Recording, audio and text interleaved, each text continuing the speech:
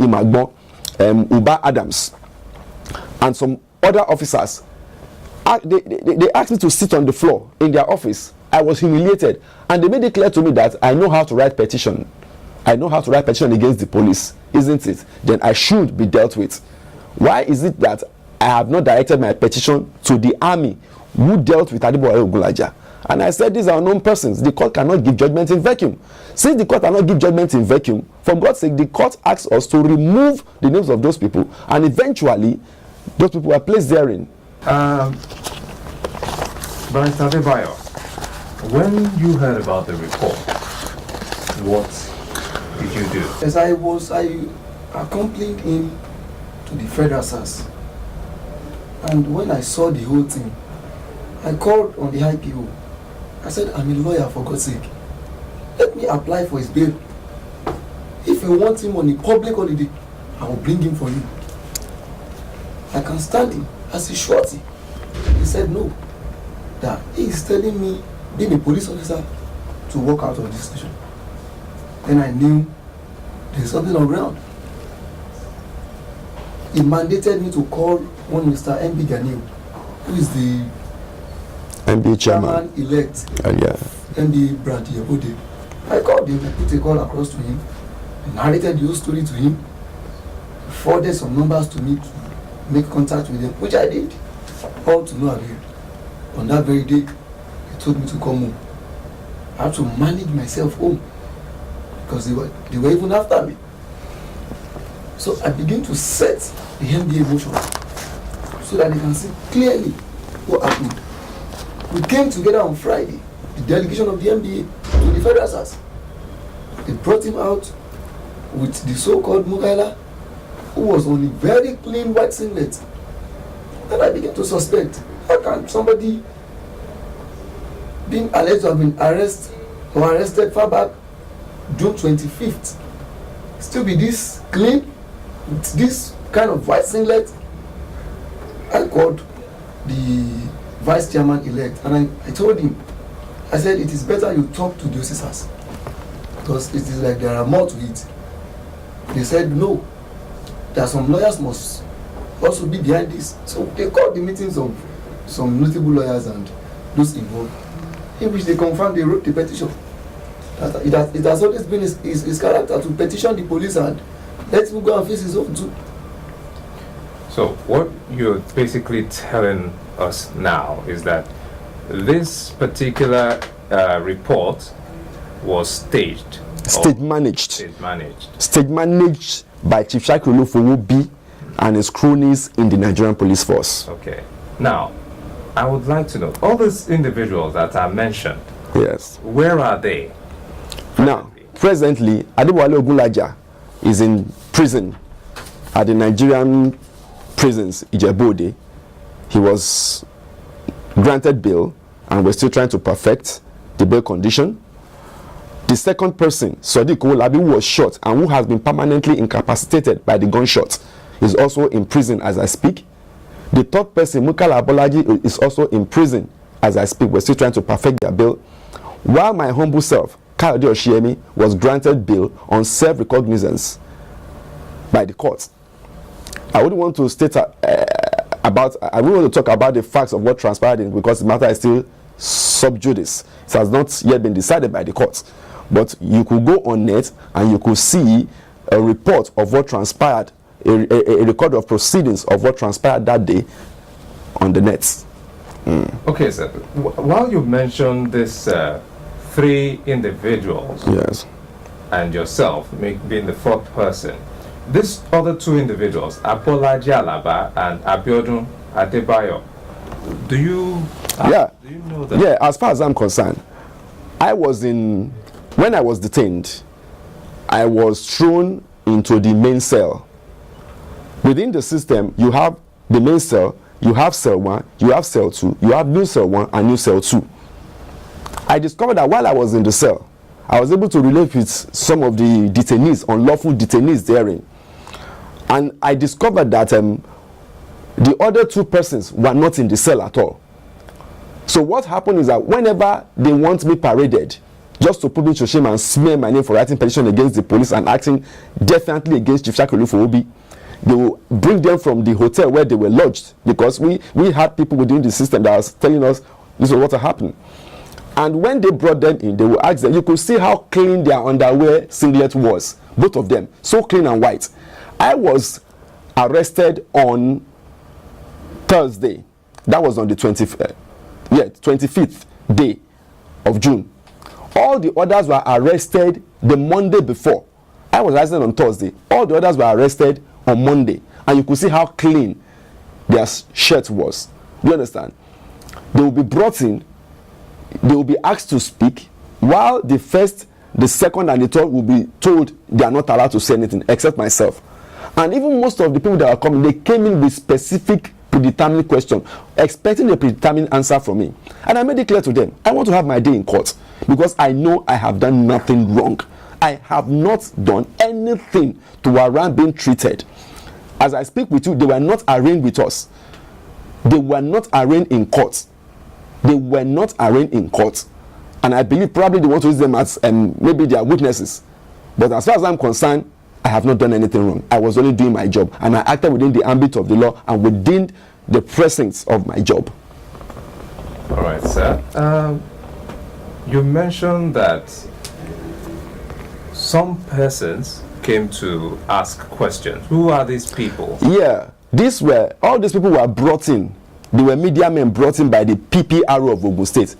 He brought them in a PCRC vehicle, a wine PCRC vehicle, Channels Television, Silverbird Television, TV Continental, and some other TV. They are about 6 in number.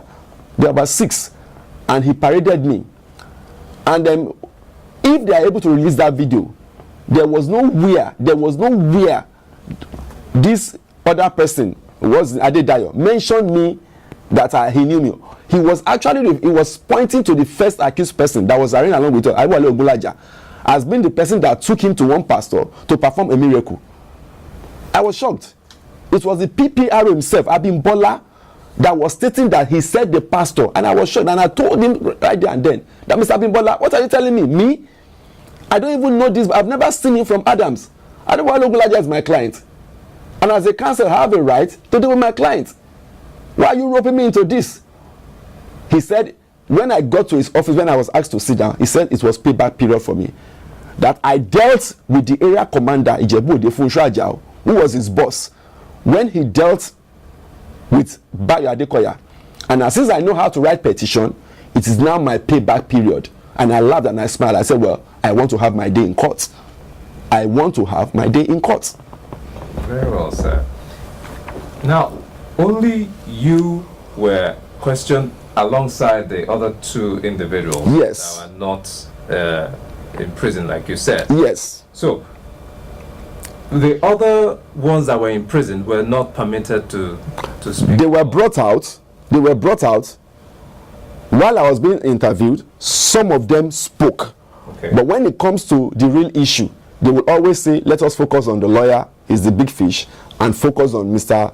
Mukaila Abolaji, the second defendant in the suit, civil suit instituted by Adebowale Ogunlaja against Chief Olufowobi.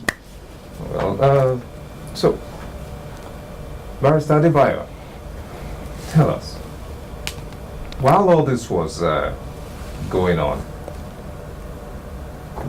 you were not a part of them put into prison at this point in time. At this point, you were already out, I suppose? Yes, there was never a time I was even arrested. Okay. So, you were only assaulted, like you said. Yeah, that was in the year 2017. 2017. Yes. Okay, so on this particular matter now, you were only representing your principal. Yes. Okay. Now, when were you allowed to leave? When were you released? I was, after spending 4 nights in the open cell, 4 nights in the open cell, wherein which we were laid down like animals. Which cell, please, sir? Main cell, the main cell. Federal SARS in Magbon, Abeokuta, Federal SARS, Magbon, Abeokuta, opposite Obasanjo Library, Abeokuta.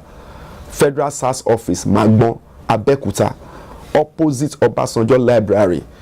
I spent 4 nights there. I was sleeping on the floor in the rain. I was subjected to the most excruciating pain and humiliation and psychological torture of my life. It was painful for doing nothing, for being a lawyer and for just doing my job. Simply because one wealthy man has what it takes. Now, this Mr. Shakiruddin Olufowobi, have you ever had any, like, because you mentioned that you only met him in court? Yeah. And at the after that period, was there any form of direct contact? Maybe I never. Prior to all those meetings, yes, I had called him once, okay, in respect of this matter, and I told him, sir, these people are your people. You created job for them in their community. They are the host community.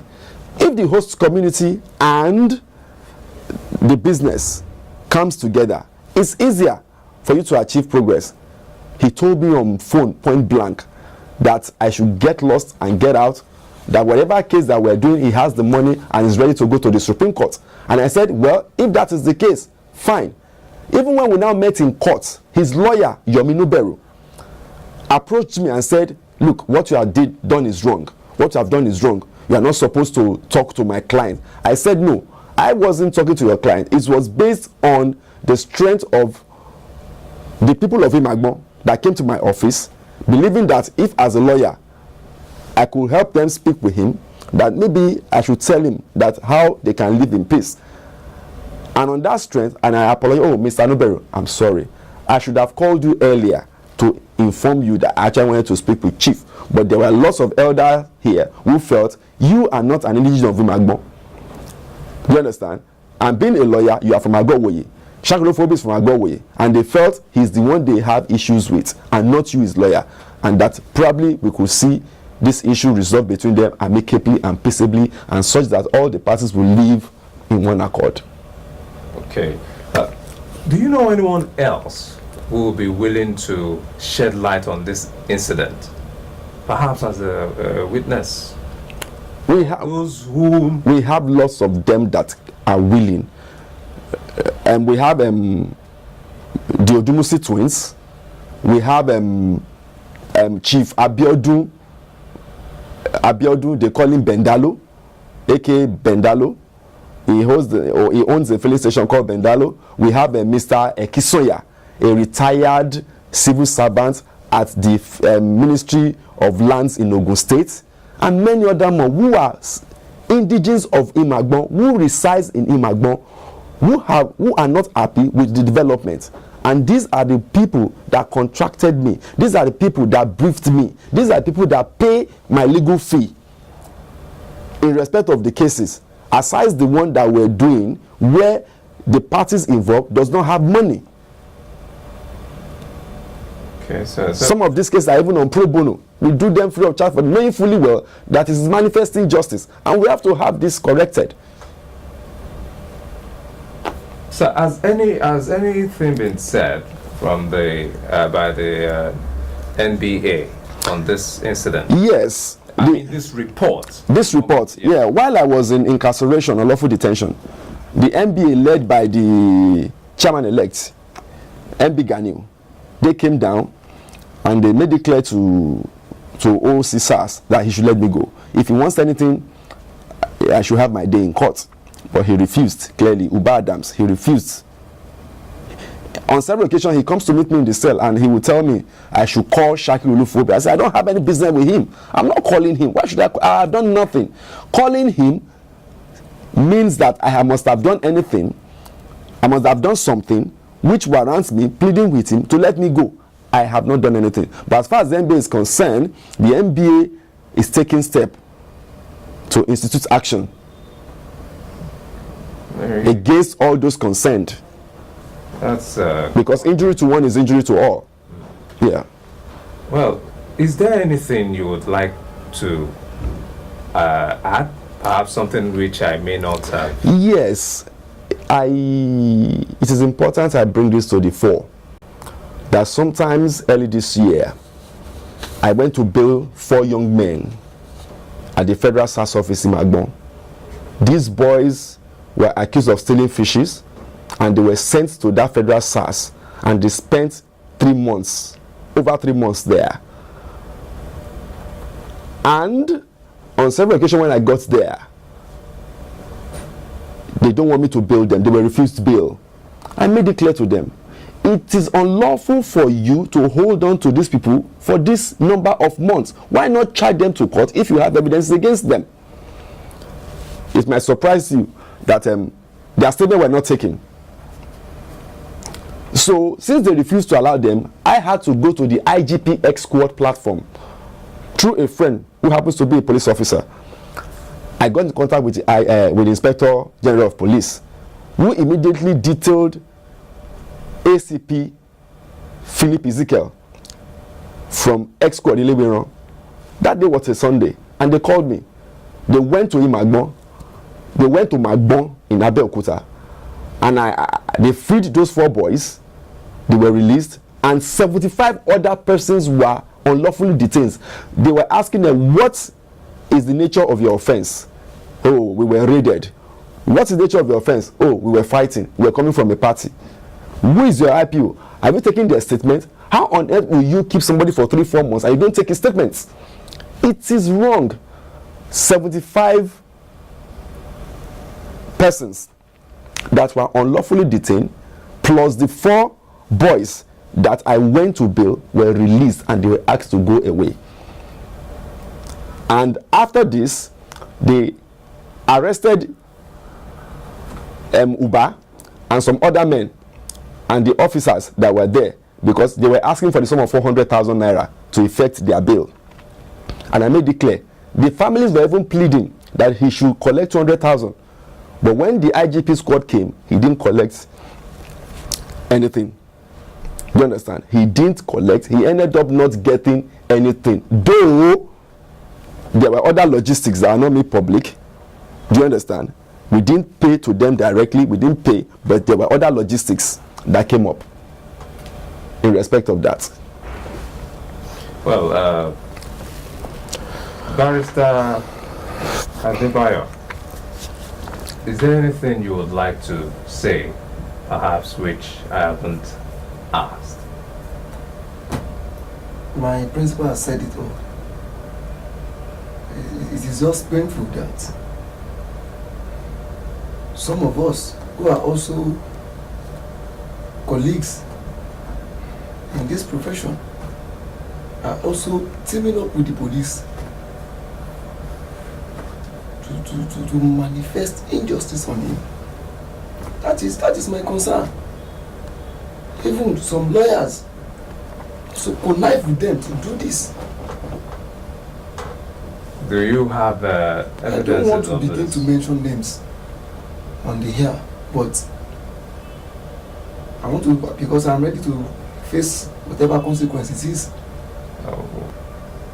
Thank you so much, Barrister, for honoring this invitation, and you too, Barrister Adebayo Adekoya, and say thank you for watching, and God